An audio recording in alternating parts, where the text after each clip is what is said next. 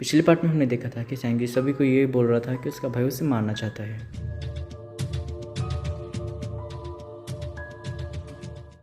So hello guys, मैं हूं चिराग और आज मैं it's okay to not be okay का 10th एपिसोड एक्सप्लेन करूंगा।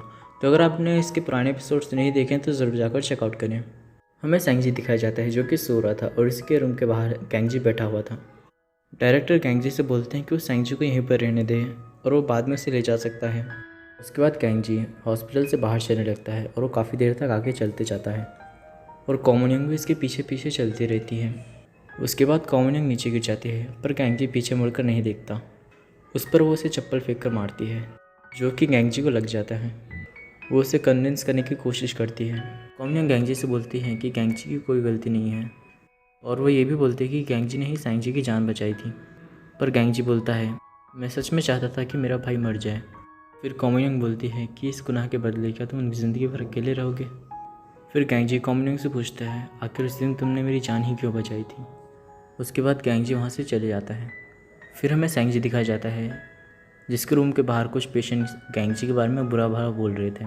फिर वही पेशेंट जिसे गैंगजी ने पकड़ा था वो ये सब बातें सुन लेता है और वो फायर एक्सटिंग्विशर लेकर आ जाता है और सभी पर डाल देता है, यहाँ तक वो डॉक्टर्स को भी नहीं छोड़ता। उसके बाद ये सारा मामला ख़त्म हो जाता है और सभी डॉक्टर्स नर्स पार्क के पास आ जाते हैं और नर्स पार्क उन पर थोड़ा हंसती भी है।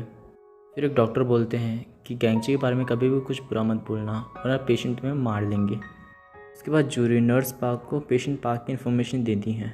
जूरी नर्स पार्क से पूछती हैं, आखिर आप पार्क और रैन के बारे में क्यों इन्फॉर्मेशन इकट्ठा कर रहे हैं। नर्स पार्क बोलते हैं कि वो आजकल बहुत अजीब बिहेव कर रही हैं इसलिए उन्हें पेशेंट पार्क की इन्फॉर्मेशन चाहिए। उसके बाद नर्स पार्क पेशेंट पार्क और रैन के पास चली जाती हैं और उनसे कुछ सवाल जवाब करने लगती हैं। उसके बाद पेशेंट पार्क और रैन बोलती हैं कि आपको क्या लगता है गैंगजी ने अपने भाई को मारने की कोशिश करी होगी। नर्स पार्क बोलते हैं शायद उनमें कोई गलत फैमिली हो गई होगी। फिर पेशेंट पार्क और रैन बोलती हैं, पता है मिस पार्क, ओथेलो ने अपनी बीवी को क्यों मारा था। वो बोलती हैं गलत फहमी में। उसके बाद हमें जूरी दिखाई जाती है जो कि सैंगजी के लिए उसका सामान लेकर आई थी और वो सैंगजी को उसका सामान देकर वहाँ से चली जाती है। उसके बाद हमें जूरी की मम्मी दिखाई जाती हैं जो कि कुकिंग कर रही थी। दूसरे रूम में जेसु और मैनेजर ये सोचकर लड़ रहे थे कि आखिर गलती किसकी है। जेसु बोलता है कि कॉमोनियंग गैंगजी को बहला फुसलाकर उसका अपने साथ लेके गई। मैनेजर बोलता है उसमें कॉमोनियंग की गलती नहीं है, वो खुद अपनी मर्जी से उसके साथ गया था और दोनों बहुत अजीब तरीके से लड़ने लगते हैं। ये सब देखकर जूरी की मॉम वहाँ पर चाकू लेके आ जाते हैं और ये दोनों लड़ना बंद कर खाना खाने के लिए बैठ जाते हैं। फिर हमें गैंगजी दिखाया जाता है जो कि सैंगजी के रूम में जाने चाहता था पर वो जाता नहीं और गैंगजी पूरी रात वहीं पर बाहर बैठा रहता है। उसके बाद मॉर्निंग में डायरेक्टर सैंगजी से मिलने जाते हैं और वो बोलते हैं कि गैंगजी को मैं बाहर लेके जा रहा हूँ इसलिए तुम अभी कपड़े के बाहर आ सकते हो। डायरेक्टर गैंगजी को अपने ऑफिस में लेके चलते हैं और उसे समझाते हैं कि तुम्हें हमेशा स्ट्रांग बने रहना चाहिए। वो उसे बोलते हैं अगर कोई नीचे गिर भी जाए तो दूसरे को स्ट्रांग बने रहना चाहिए।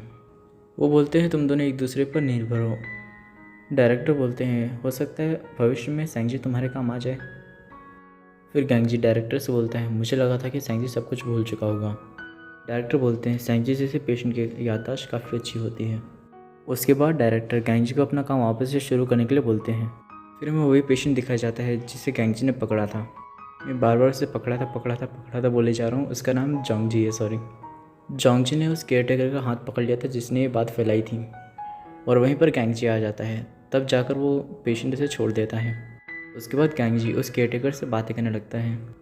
बातें करते करते वो केयरटेकर बता देता है कि उसने ये बात फैलाई थी कि कॉमनिंग और गैंगजी जल्दी ही शादी करने वाले हैं, जिस पर गैंगजी गुस्सा हो जाता है। कुछ देर बाद जेसु गैंगजी से मिलने के लिए हॉस्पिटल पहुंच जाता है। जेसु गैंगजी से बातें करने के बाद सैंगजी के पास उसके फेवरेट पिज़्ज़ा लेकर चले जाता है। फिर वो उसे वहीं पर छोड़कर अपने काम पे चले जाता है। फिर हमें कॉमोनियंग दिखाई जाती है जो कि गैंगजी से मिलने के लिए आई थी और उसके लिए कुछ कपड़े भी लाई थी। हमें सैंगजी दिखाया जाता है जो कि पिज़्ज़ा खा रहा था पर उसके रूम के बाहर कोई नॉक करके चले जाता है। सैंगजी देखता है कि डोर के पास एक बुक पड़ी है। ये वही बुक थी जो पेशेंट पार्क पढ़ रही थी, the murder of the witch of the west. Sangji को उसमें एक नोट मिलता है जिसमें लिखा था the little brother kills his big brother.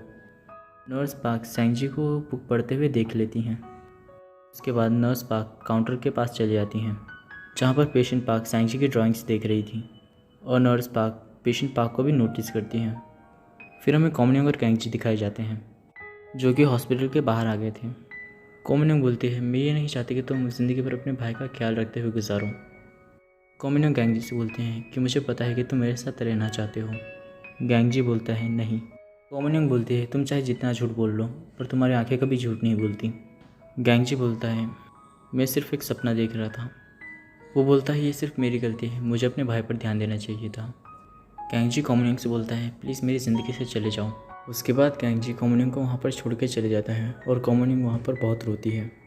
उसके बाद हमें नाइट का सीन दिखाया जाता है जहाँ पे कॉमिन्योंग अपने घर पहुँच गई थी और गैंगजी सैंगजी को देखने गया था। फिर हमें मॉर्निंग का सीन दिखाया जाता है जहाँ पे जूरी हॉस्पिटल जाने की तैयारी कर रही थी। तभी मैनेजर बोलता है, चलो मैं तुम्हें छोड़ देता हूँ। फिर जूरी और मैनेजर साथ में गाड़ी में जाने लगते हैं पर रास्ते में ही मैनेजर की गाड़ी ख़राब हो जाती है। उसके बाद जूरी दूसरी कार से चली जाती है और मैनेजर अपनी कार को टो करवा के ले जाने लगता है। फिर हमें हॉस्पिटल का सीन दिखाया जाता है जहाँ पर सैंगजी के लिए नर्स पाके गिफ्ट लेकर आई थी जो कि एक डायनासोर था। हमें गैंगजी दिखाया जाता है जिसके लिए जूरी की मॉम ब्रेकफास्ट लेकर आई थी। जूरी की मॉम उससे थोड़ी देर बातें करती हैं। उसके बाद वो बोलती हैं कि आज वो सैंगजी को अपने साथ लेकर चली जाएंगी, तुम अभी अपना ध्यान रखो। उसके बाद जूरी की मॉम सैंगजी को अपने साथ लेकर चली जाती हैं।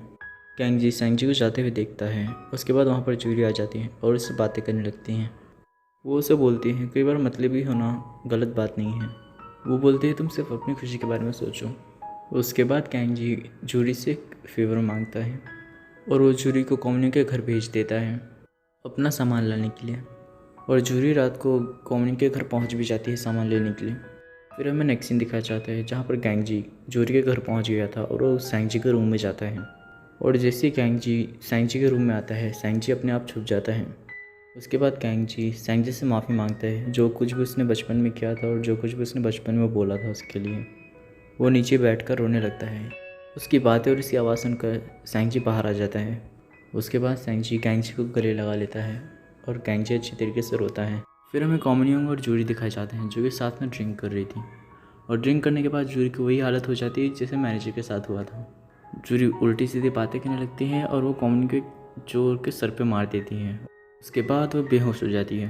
फिर हमें सैंगजी और गैंगजी दिखाए जाते हैं जो कि साथ में सो रहे थे। गैंगजी साइड में बैठकर कॉमिन्योंग और खुद की तस्वीरें देख रहा था, जो भी फ़ोटोज़ उसने कॉमिन्योंग के साथ में ली थी। उसके बाद मैनेजर कॉमिन्योंग के यहाँ पे आ जाता है जूरी को लेने के लिए। फिर वो कॉमिन्योंग को देख कर उसे समझाता है कि किसी भी इंसान को हम नंबर्स में जज नहीं कर सकते। वो बोलता है, लोग हमारे लिए रेम्बोस की तरह होते हैं। उसके बाद वो जूरी को वहाँ से लेके चले जाता है। उसके बाद हमें मॉर्निंग का सीन दिखाया जाता है जहाँ पर जूरी गैंगजी के साथ बस में हॉस्पिटल जाने लगती है। और बस में गैंगजी जूरी के साथ कैजुअली बात कर रहा था, जबकि वो यूजुअली जूरी से कैजुअली बात नहीं करता है। फिर हमें नाइट का सीन दिखाया जाता है जहाँ पर पीने के बाद जूरी गैंगजी से काफ़ी कैजुअली बात कर रही थी। और वो बोलती है, तुम हमेशा मुझसे कैजुअली बात करा करो, फॉर्मली नहीं। और जूरी को ये बात वापस से याद आ जाती है। उसके बाद गैंगजी और जूरी हॉस्पिटल पहुँच जाते हैं। हमें कॉमिन्योंग दिखाई जाती है जिससे कि मैनेजर का कॉल आया था। मैनेजर कॉमिन्योंग को बोलता है, चलो हम साथ में कहीं पर खाने चलते हैं, पर कॉमिन्योंग मना कर देती है। उसके बाद हमें हॉस्पिटल का सीन दिखाया जाता है जहाँ पर गैंगजी नर्स पाक को थैंक यू बोलता है सैंगजी का ख्याल रखने के लिए। उसके बाद नर्स पाक पूछती हैं, क्या सैंगजी पेशेंट पाक और एंड का भी फ्रेंड है? गैंगजी बोलता है, नहीं तो। वो पूछता है, आपको ऐसे क्यों लगता है? नर्स पाक बोलती है, नहीं ऐसे ही। वो बोलती है, पेशेंट पाक और एंड पर नज़र रखो क्योंकि वो आजकल बहुत अजीब तरीके से बिहेव कर रही है। उसके बाद हमें कॉमिन्योंग के डैड दिखाए जाते हैं जो कि बैठे हुए थे। फिर वो पेशेंट पाक और एंड को देखते हैं और वो उसके पास चले जाते हैं। गैंगजी भी दूर से ये सब देख रहा था। फिर कॉमिन्योंग के डैड पेशेंट पाक के पास आकर बोलते हैं, क्या तुम वो गाना गा रही थी? फिर पेशेंट पाक और एंड बोलती हैं, क्यों, तुम मुझे दोबारा मार डालोगे? उसके बाद कॉमिन्योंग के डैड पेशेंट पाक और एंड पर अटैक कर देते हैं और उनका गला दबाने लगते हैं और गैंगजी बीच में आकर उन्हें रोकता है।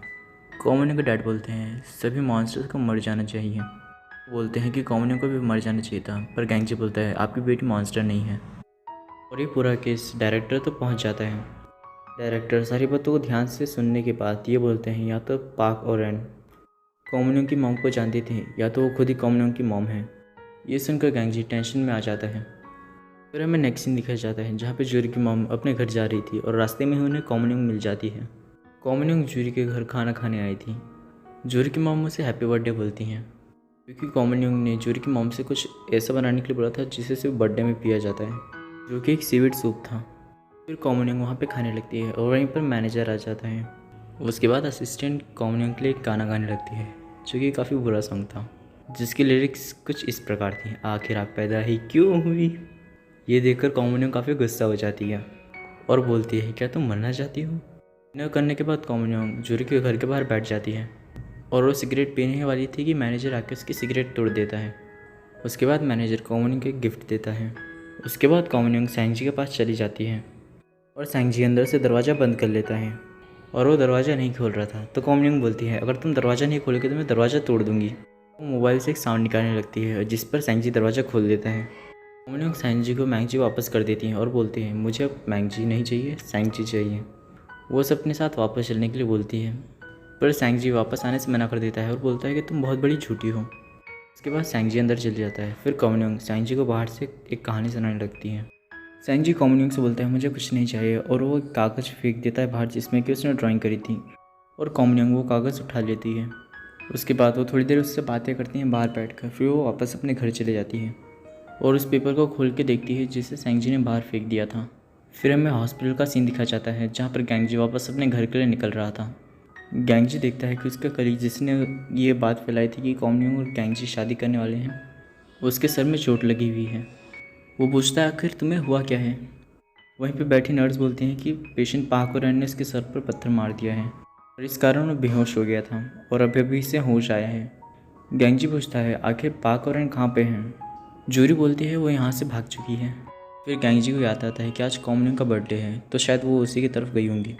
गैंगजी जल्दी जल्दी भागने लगता है और सीधे कॉमनिंग के घर की तरफ जाने लगता है। फिर हमें कॉमनिंग दिखाई जाती है जिसके घर के बाहर पाक और एन खड़ी हुई थी। वो उसे हैप्पी बर्थडे विश करती हैं और ये एपिसोड यहीं पर एंड हो जाता है। आई होप आपको ये वीडियो अच्छी लगी होगी, और अगर आपको ये वीडियो अच्छी लगी तो इस वीडियो को लाइक करें, चैनल को सब्सक्राइब करें, वीडियो को शेयर करें, कमेंट करें, and thank you for watching. So bye.